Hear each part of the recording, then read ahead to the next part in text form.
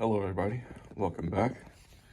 So if you put up inflatables for the holidays like this, you know that they come with these terrible little plastic sticks for the string, and these little pins to keep the base down.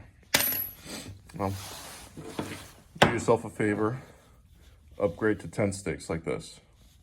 These are about $2 each at Walmart, but they're not going to break on you as easily as something like this. They go down deeper into the ground because they're longer, and they're going to hold on better. You see how we got that really hammered all the way down to the ground. Sometimes that's not that easy to do with the plastic ones because they'll hit a rock or something when you're trying to hammer it down. They'll snap. But as you can see, it's that plastic base with the motor on it, and it fits perfectly into the legs. You can hammer this down instead of using those thin little pieces of metal wire. Anyway, like I said, just a quick tip. Thanks again, everybody. Merry Christmas, Happy Holidays, Happy New Year.